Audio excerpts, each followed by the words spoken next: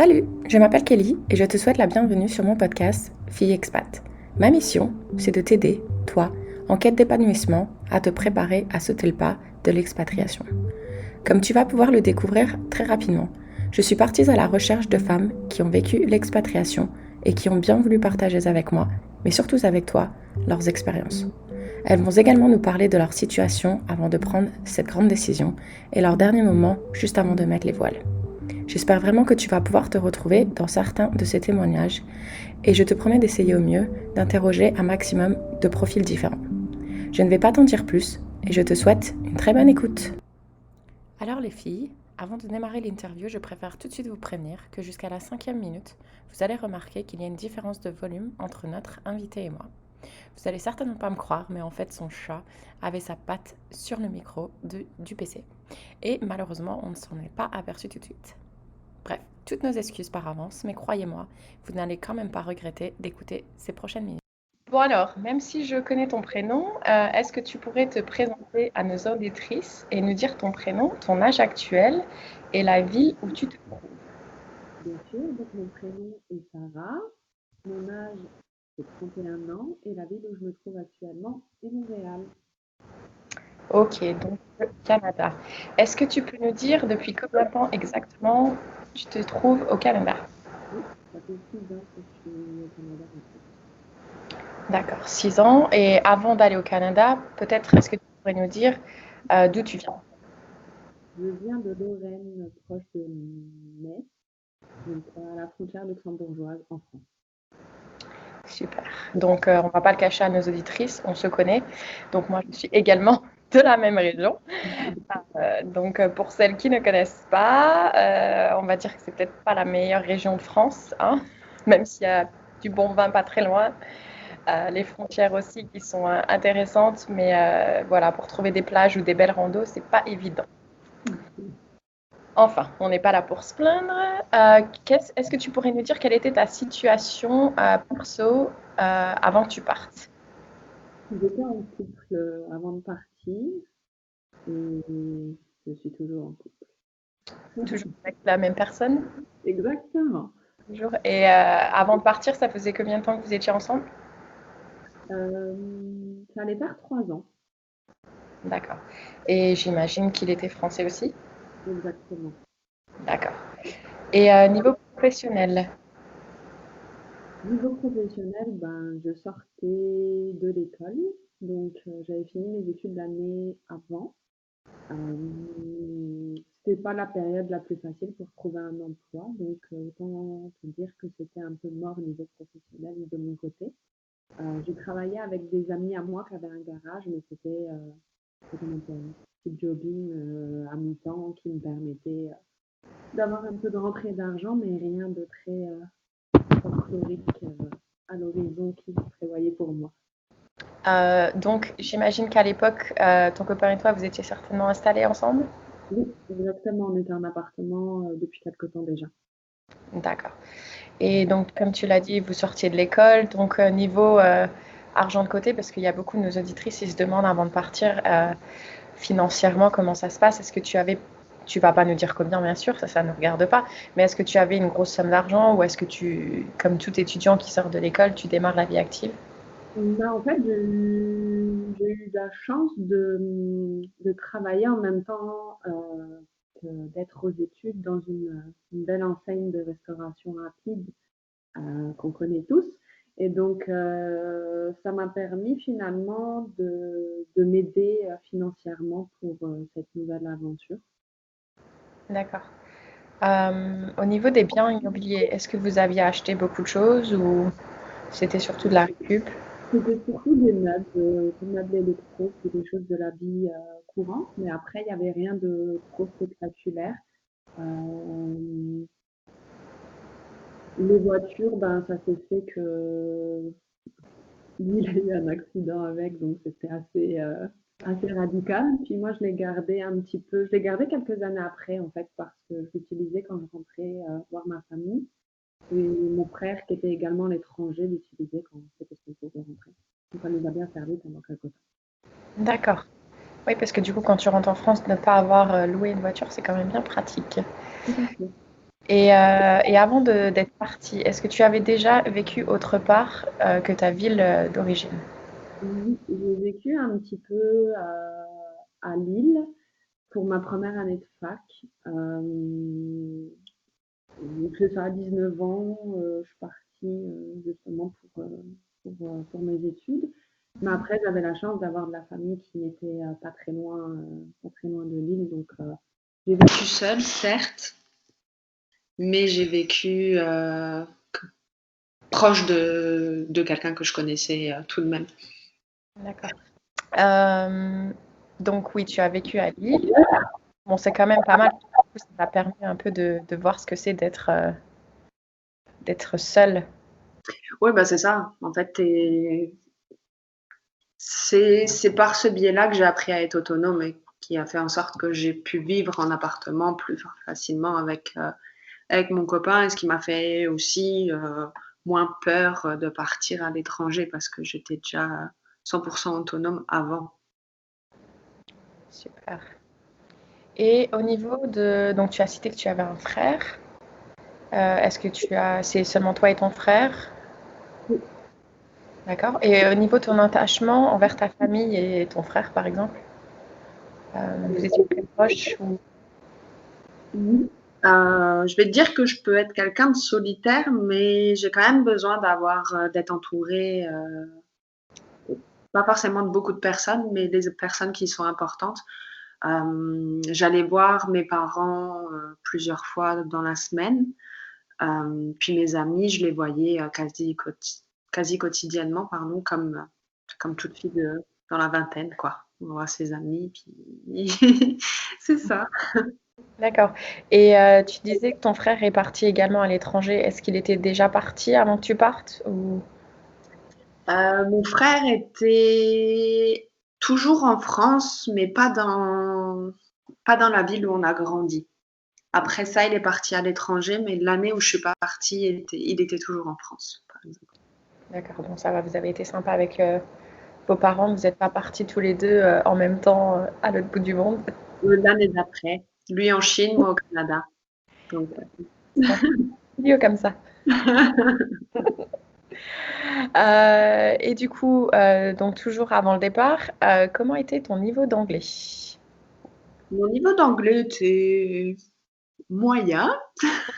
Peut-être que tu parles une autre langue? J'ai appris un peu de l'allemand aussi, mais bon, je te dirais pas que ça me servirait autant que l'anglais actuellement. Mais non, comme tout le monde, j'ai fait de l'anglais à l'école dans mon cursus scolaire.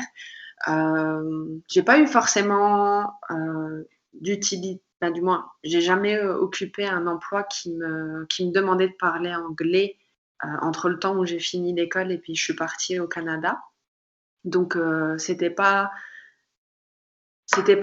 une langue que j'employais assez souvent.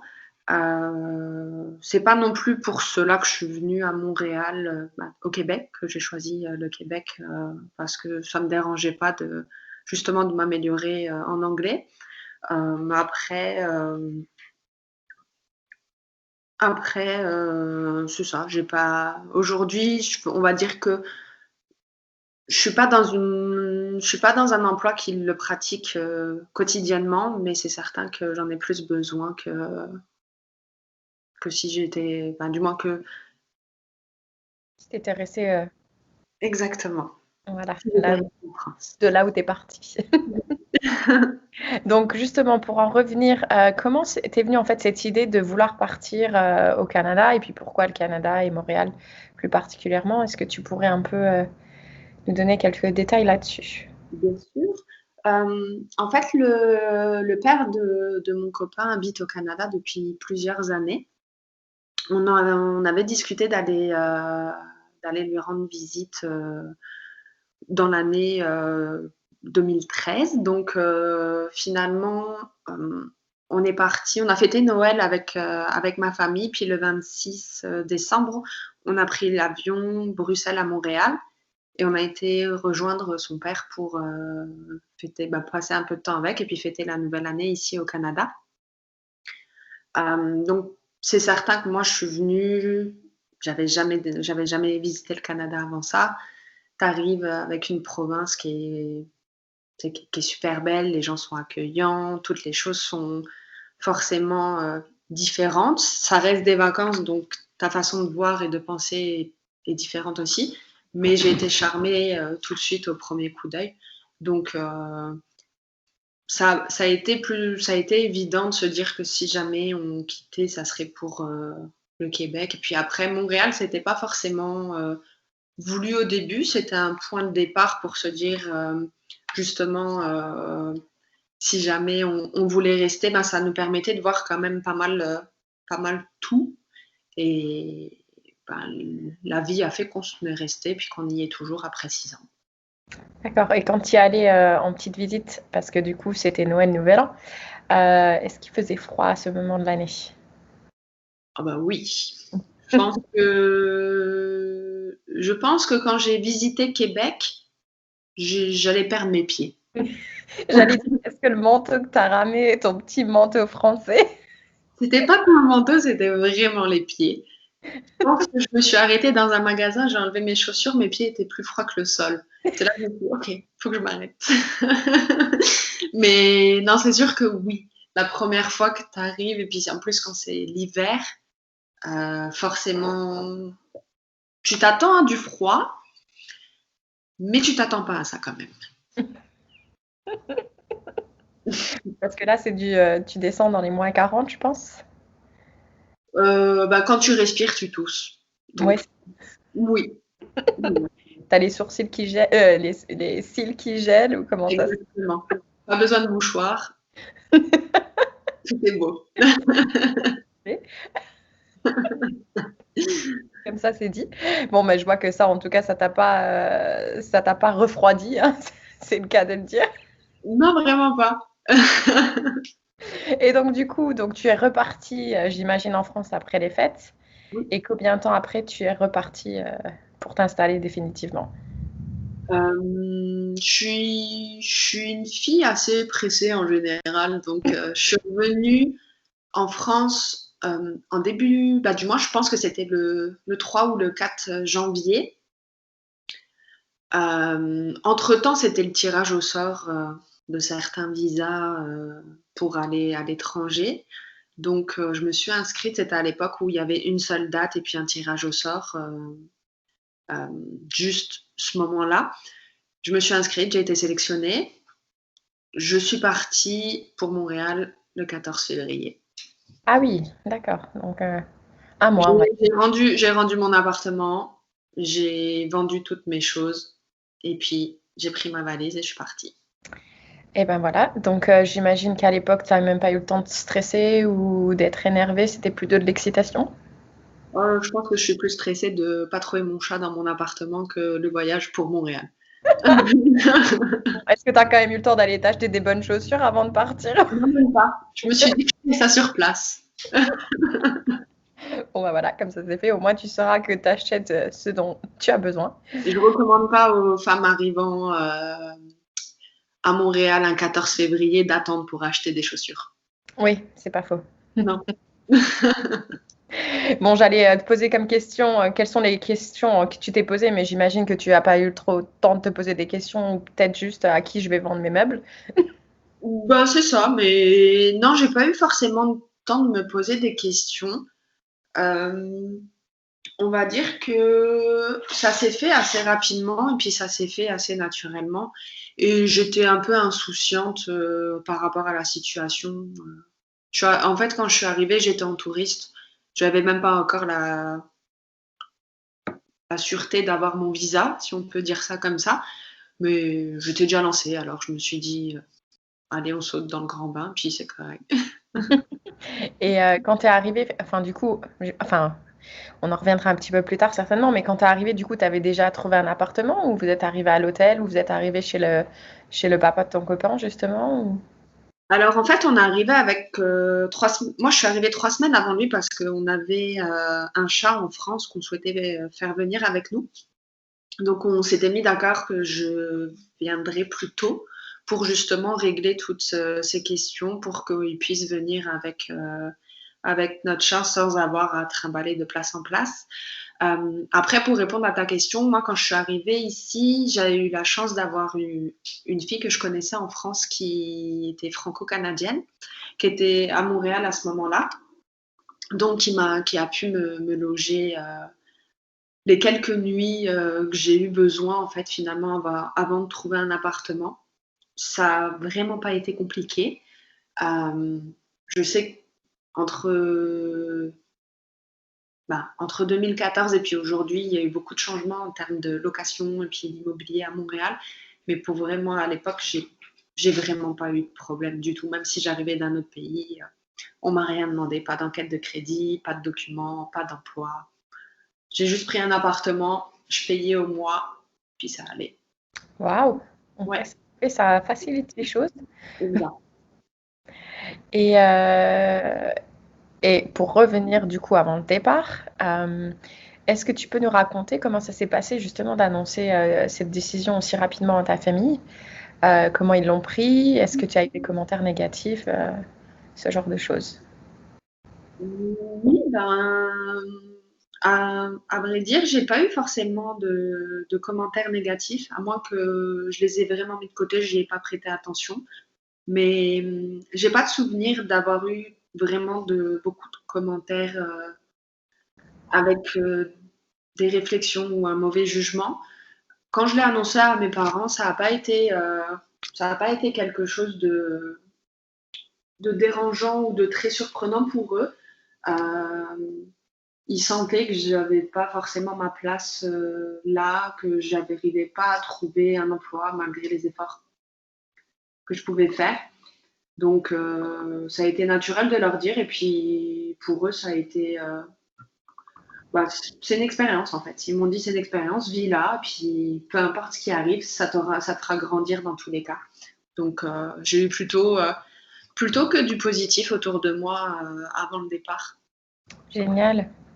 Ça, c'est quand même important, faut l'avouer. Bien sûr. Surtout parce qu'en plus, j'imagine que en général, quand on annonce autour de soi qu'on veut partir quelque part, on nous pose tout le temps énormément de questions. Est-ce que tu as trouvé un travail? Est-ce que tu connais des gens? Et ceci et cela. Et c'est vrai que ça peut être un petit peu énervant des fois parce que on n'a pas forcément besoin d'avoir toutes ces choses déjà en place.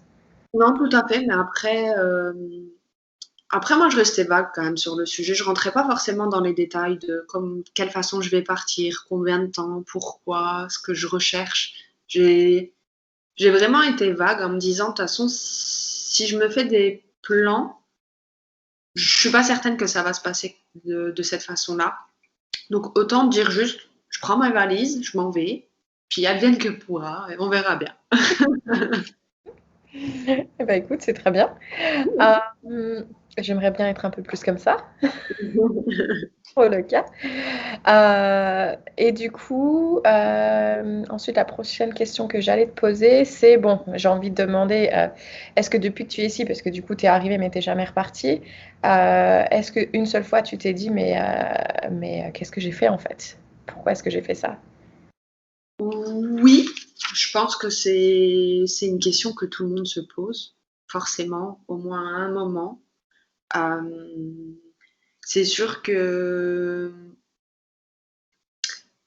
moi, je pense que se poser des questions, justement, c'est ça qui est bon pour te faire évoluer. Parce que si tu te poses pas des questions, si tu te remets pas en question, si tu n'essayes pas d'évoluer par toi-même, forcément, au bout d'un moment, tu vas stagner ou alors tu vas rentrer dans une routine qui va faire en sorte que tu vas moins aimer ton expatriation. Donc, oui, pose-toi des questions. Justement, je pense que ça veut dire que tu es consciente de ce que tu es en train de faire et puis tu vas avancer davantage là-dedans. Très bien dit ça. Merci.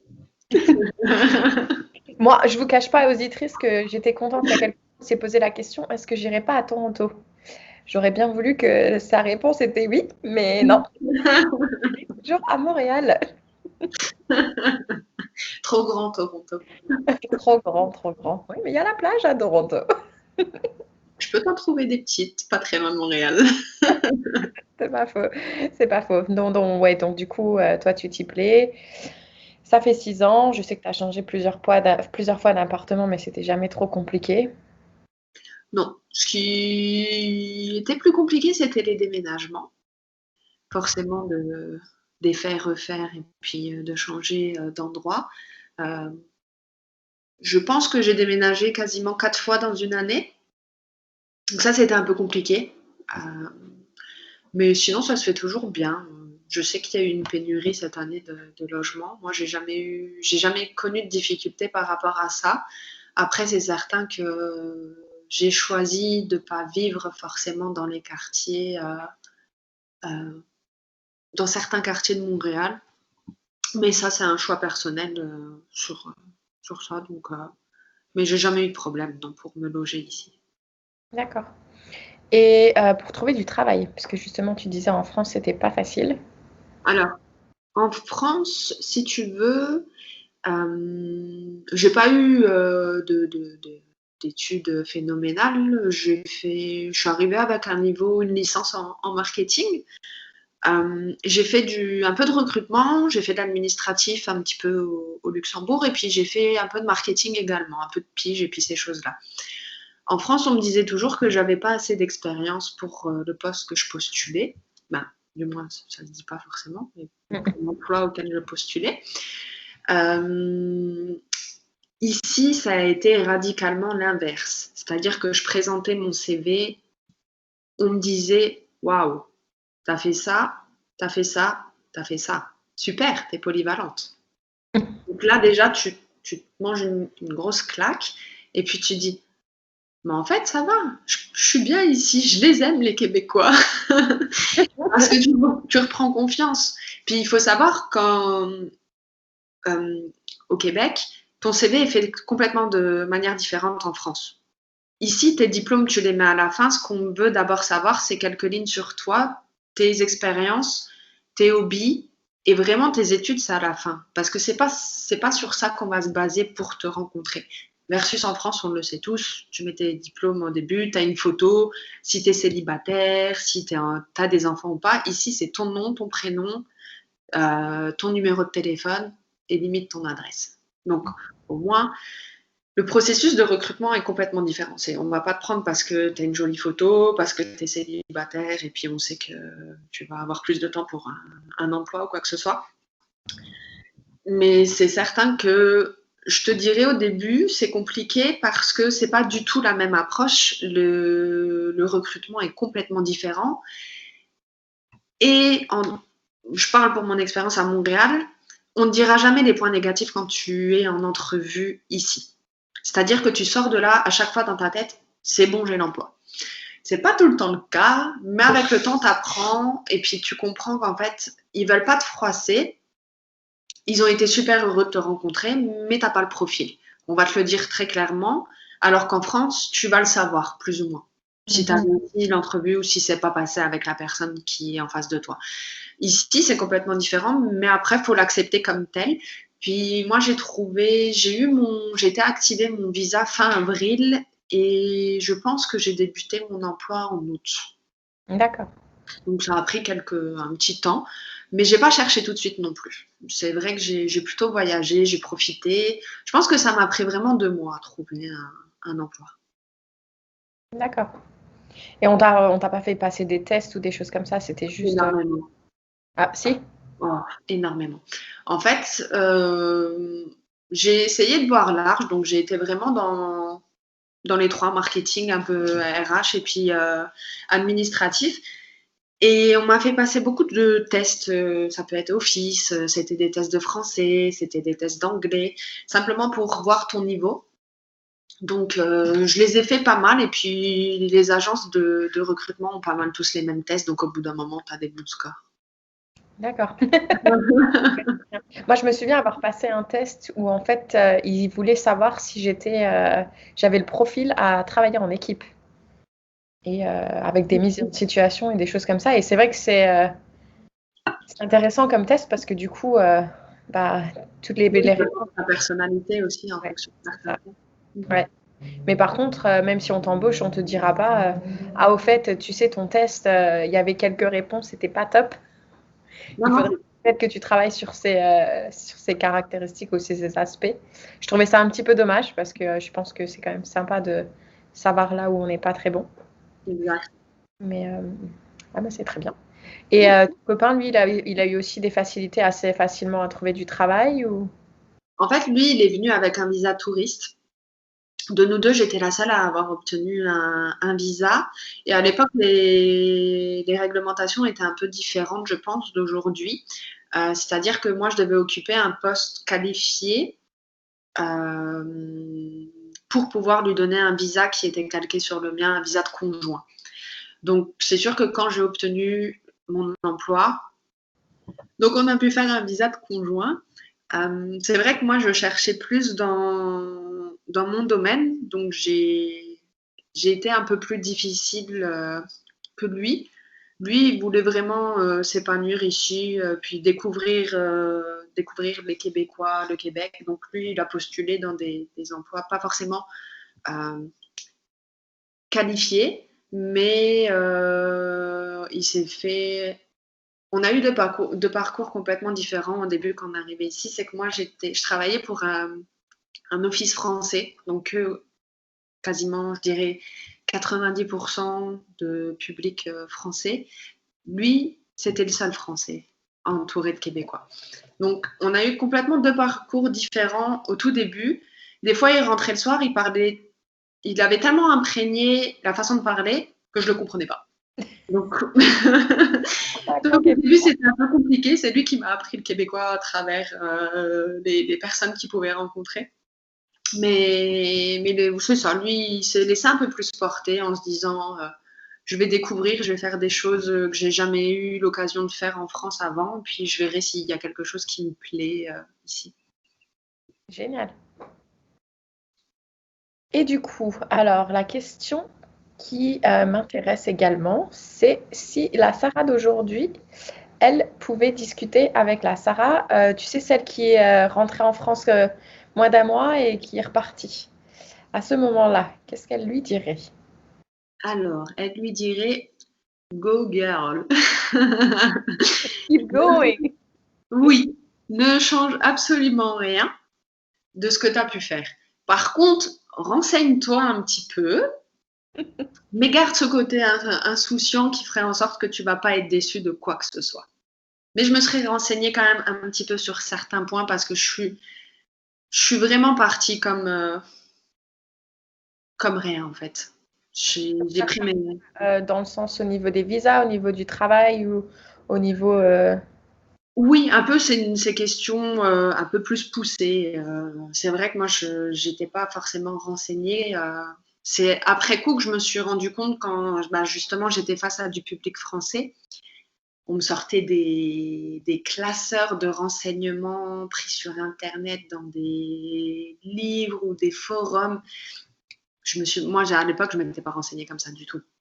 Mais je pense aussi que c'est ce qui m'a permis de ne pas stresser, de ne pas me mettre trop de, trop de poids, puis d'être déçue finalement par peut-être la ville ou ce qu'elle pouvait m'offrir. Oui, parce que des fois, quand tu as trop d'attentes, justement, c'est là où les déceptions, elles peuvent être un petit peu plus grandes. Exactement. Moi, je me suis dit, je pars de rien, puis on verra bien. Si je retiens, de toute façon, je vais retenir que le positif. Donc, on y va comme ça. Ça fonctionne pas, puis je rentre, je rentre. Mais j'aurais vécu au moins la chose et puis j'aurais pu grandir dans tous les cas avec l'expérience que je me serais faite. Super. Oui, parce que là, maintenant, donc on est en 2020 et c'est vrai qu'il y a 6 ans, bon, au jour d'aujourd'hui, maintenant, c'est vrai qu'avec Google, on trouve de tout et n'importe quoi, que ce soit sur Google ou sur YouTube, ou même maintenant Facebook, qui est quand même une communauté très importante. Mais c'est vrai qu'il y a 6 ans, je me souviens pas que c'était forcément quelque chose qui était automatique chez tout le monde d'aller faire des recherches et des choses comme ça. Non, et puis je pense que, on va dire, il y a 6 ans, le Canada, c'était quand même une destination qui était déjà prisée. Néanmoins, il n'y avait pas autant d'outils, de personnes qui s'y intéressaient. Moi, dans mon entourage, j'ai jamais connu quelqu'un qui était parti au Canada, ne serait-ce pour aller visiter ou en vacances. Donc, c'est sûr que tu n'avais pas de repères ou de ressources particulières. Et puis, c'est ça. Puis, j'étais pas forcément la fille qui allait chercher des informations à droite à gauche pour me préparer à 100% à ce qui allait m'attendre. D'un autre côté, je me dis, j'ai le père de mon copain qui était ici, donc si jamais j'avais des questions, je pouvais toujours leur poser. Mais j'ai pas eu trop à le faire finalement. J'ai vraiment fait mon expérience par moi-même avec mes façons de ça, mes embûches et puis mes joies, puis des belles choses qui me sont arrivées finalement. Génial. Et pour conclure ce petit podcast, alors déjà, avant de faire la question de conclusion, est-ce que tu aurais d'autres conseils que tu aimerais partager ou est-ce que tu penses avoir pu partager tout ce que tu avais à dire? J'aimerais juste encourager toutes les femmes à vivre une expérience comme celle-ci parce que ça va vous permettre de reprendre confiance en vous. Ça va vous permettre d'avoir aussi une nouvelle routine, que ce soit avec votre copain, que ce soit célibataire, vous allez rencontrer du monde, vous allez voir autre chose, vous allez avoir d'autres projets, d'autres envies, peut-être que vous n'aurez même pas imaginé avoir. Et c'est ça, je pense que finalement, ça te permet juste de vivre autre chose, de te découvrir et puis de grandir. Super. Oui. Non, je suis pas contre ça. On est d'accord. Moi, j'arrête pas d'essayer de grandir. Moi aussi. Je vais pas manger de la soupe, mais ça va pas été. Excellent. Et donc maintenant, cette fois, pour conclure, est-ce que tu aurais une citation ou une chanson préférée pour résumer tout ça? Oui, alors c'est une très vieille chanson. Je suis pas certaine que toutes les filles la connaissent, donc je vous invite à googler. C'est une chanson de Georges Moustaki qui se nomme Le temps de vivre. Et cette chanson a été pour moi vraiment la représentation de ma vie. Je l'ai découverte ici, dans un moment où je me sentais bien, et elle est juste arrivée comme une petite cerise sur le gâteau, en fait, quand je l'ai découverte. Et voilà. Bon, du coup, je vais devoir aller sur Google et aller voir ce que cette chanson... C'est pas ma situation, donc forcément, c'est ça. Mais oui, celle-ci est particulière pour moi. Super. Eh bien, écoute, Sarah, merci beaucoup d'avoir partagé avec nous ton expérience. Je suis sûre qu'il y en a beaucoup qui vont se retrouver dans ce que tu viens de raconter. Donc, merci beaucoup pour ton temps et au plaisir de se voir. Exactement, merci. Et voilà, merci de ton écoute. Si tu as aimé cet épisode et que tu penses que ce podcast mérite d'être visible ou que tu souhaites tout simplement me faire savoir que je devrais continuer ces interviews, je t'invite à me laisser un petit commentaire et pourquoi pas me faire le don de 5 étoiles. Je t'invite aussi à partager ce podcast autour de toi si tu souhaites à ton tour venir en aide à d'autres femmes. À très bientôt j'espère. Cheers!